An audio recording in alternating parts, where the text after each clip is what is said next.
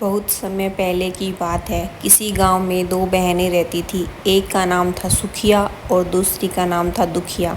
दोनों का भाग्य भी उनके नाम के जैसे ही था। दुखिया बहुत गरीब थी और बहुत दुखी रहती थी, लेकिन सुखिया बहुत अमीर थी और हमेशा खुश रहती थी। दोनों एक ही गांव में रहती थी।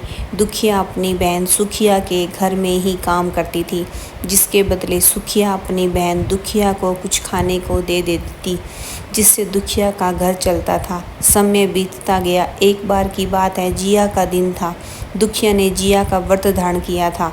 उस दिन दुखिया काम करने सुखिया के घर पहुंची। दुखिया, तू आ गई? बड़ी देर लग गई आज। दीदी, मेरे घर में थोड़ा काम था, बस उसी में व्यस्त हो गई। ऊपर से आज जितिया का व्रत भी धारण किया है मैंने। यह सब बहानेबाजी मैं नहीं सुनूंगी। हाँ, अभी चावल फटकने हैं और साग काटना है, वो कौन करेगा? मेरे घर में भी तो बहुत से काम हैं, चाहे उन्हें निपटा दे और जो बचे उन्हें घर ले जाना अपने। ठीक है दीदी। इतना कहकर दुखिया घर का काम करने लगी। चावल साफ करते हुए जो चावल की खुर्द निकली वह दुखिया ने अपने लिए रख ली। फिर उसने साग बनाया और उसके डंठल अलग करके अपने लिए रख लिए। और सारा काम खत्म होने के बाद शाम को दुखिया चावल की खुर्द और साग का डंठल अपने घर ले गई।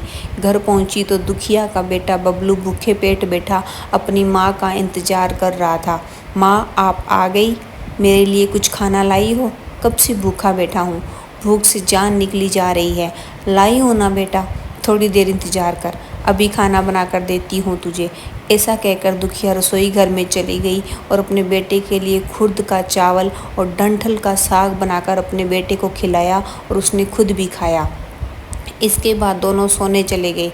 तभी आधी रात में एक बूढ़ी माई उसके घर आकर दरवाज़ा खटखटाती है। ओहो, इस समय कौन है? अरे बेटा, दरवाज़ा खोल। मैं हूँ अम्मा, आपको क्या चाहिए?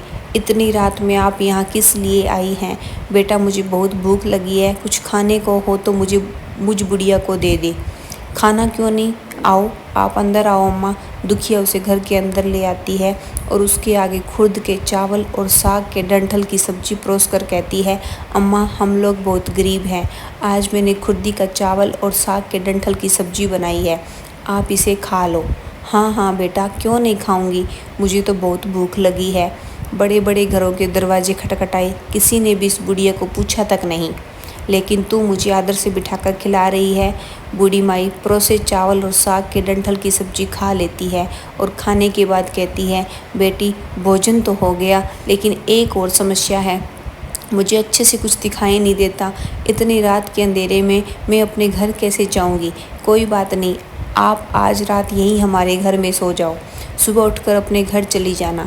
दुखिया अपने बराबर में ही बूढ़ी माई का बिस्तर लगा देती है। बूढ़ी माई दुखिया के घर में ही सो जाती है। आधी रात को बूढ़ी माई उठकर दुखिया से कहती है, बेटा, मुझे दीर्घ शंका लगी है, कहाँ जाऊँ? माई, मेरे घर में सोच के लिए कोई जगह नहीं है, इसलिए आप उधर कहीं कोने में कर लो। अब एक बात बता, मैं अपने हाथ कहाँ साफ़ करूँ? ओहो, आप ऐसा करो, मेरे सर में अपने हाथों को साफ़ कर लो। ऐसा कहकर दुखिया गहरी नींद में सो जाती है। अगले दिन सुबह दुखिया देखती है कि उसके बराबर में बूढ़ी अम्मा है ही नहीं।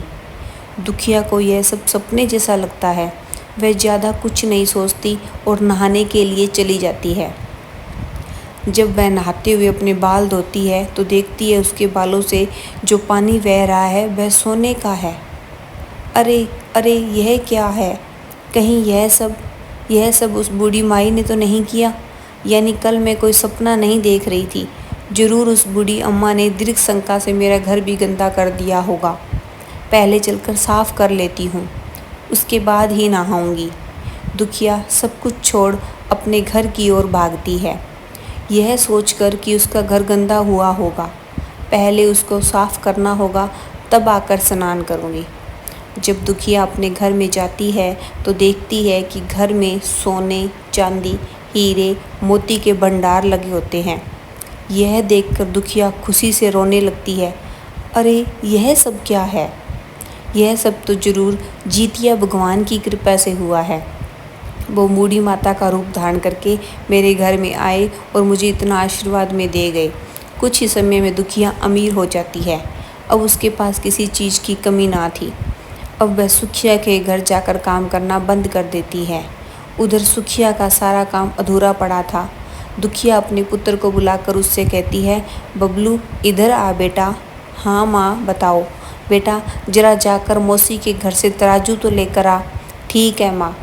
बच्चा बहुत खुशी से सुखिया मौसी के घर जाता है। सुखिया जब बबलू देखती है तो पहचान ही नहीं पाती। बबलू ने नए और महंगे कपड़े पहने थे। क्या हुआ बबलू, तू यहाँ क्यों आया है? और तेरी माँ काम करने क्यों नहीं आ रही? मासी अब माँ आपके घर काम करने नहीं आएगी। क्यों रे, तू यहाँ क्यों आया है? वो तो माँ ने तराजू मंगाया है, उन्हें कुछ तौलना था। हाँ रुक, जा लाती हूँ। सुखिया तराजू के पीछे गोंद लगाकर बबलू को दे देती है, यह पता लगाने के लिए कि दुखिया को ऐसा क्या तौलना है वो थोड़ा सा तराजू में भी चिपक जाएगा। बबलू तराजू लेकर अपनी माँ को देता है। जब दुखिया तराजू पर सोना तौलती है तो कुछ सोने के टुकड़े तराजू के पीछे चिपक जाते हैं। जब बच्चा तराजू लौटाने जाता है तो सुखिया उसे उलट पलट कर देखती है तो उसे तराजू में सोना लगा हुआ मिलता है। यह देख वो हैरान रह जाती है। अरे यह तो सोना है, मतलब यह तराजू से सोना तौल रही थी और इतने दिन इसलिए मेरे घर काम करने नहीं आई। पर इन फटीचरों के पास इतना सोना आया कहाँ से, यह पता लगाना पड़ेगा। इसके तुरंत बाद सुखिया दुखिया के घर पहुंचती है तो देखती है कि दुखिया का घर पूरी तरह से बदल चुका था। बहन यह सब कब और कैसे हुआ? तुम्हारे तो एकदम से दिन ही पलट गए। कैसे? बस बहन यह सब तो जीतिया महाराज का आशीर्वाद है। हाँ पर बहन इतना सारा धन तुम्हारे पास आया कहाँ से? सुखिया के पूछते ही दुखिया उसे रात की सारी बात बता देती है। यह सुन सुखिया भी अब से जिया का व्रत धारण करने का सोच लेती है।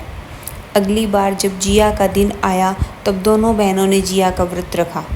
सुखिया इस लालच में थी कि उसे भी दुखिया के जैसे सोने चांदी मिल जाएंगे। सुखिया के पास हर तरफ का सुख और धन था, फिर भी उसने जिया के दिन चावल फटक कर साफ चावल फेंक दिए और खुर्दी अपने पास रख ली।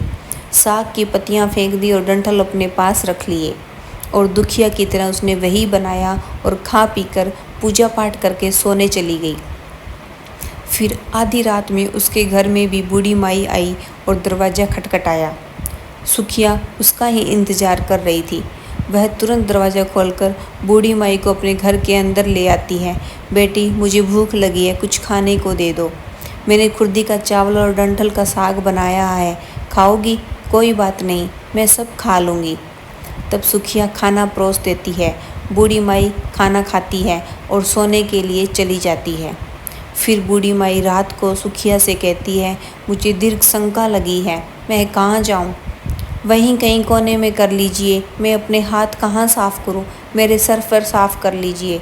बूढ़ी माई अपने हाथ सुखिया के सर में साफ़ कर लेती है। सुखिया सोचती है कि जब वो सुबह उठेगी तो उसका घर भी सोने से भरा होगा, लेकिन होता इसका उल्टा है। जब सुखिया सुबह उठती है तो देखती है कि उसका पूरा घर गंदगी से भरा पड़ा है और उसके बाल में भी बहुत गंदगी लगी है। यह सब देखकर दुखिया बहुत दुखी हो जाती है और उसे बहुत गुस्सा भी आता है।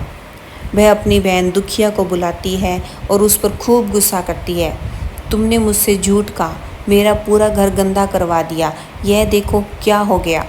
तुमने जो बोला था मैंने वैसा ही किया, पर मेरे साथ ऐसा क्यों हुआ? यही तो तुमने गलती कर दी बहन। तुम्हारे पास तो सब कुछ था, किसी चीज़ की कमी नहीं थी, फिर भी तुमने लालच किया। मेरे पास तो कुछ भी नहीं था, इसलिए मैंने उन्हें खुर्दी का चावल और साग का डंठल परोसा था। तुम्हारे पास सब कुछ था, फिर भी तुमने उन्हें अच्छा खाना नहीं परोसा। तुमने अपने घर आए भगवान का अपमान किया। सब कुछ होते हुए भी भगवान का अपमान किया, इसलिए तुम्हारे साथ ऐसा हुआ है। दुखिया की बात सुन सुखिया को अपनी गलती पर बहुत पश्चाताप हुआ और वह भगवान से माफ़ी मांगने लगी।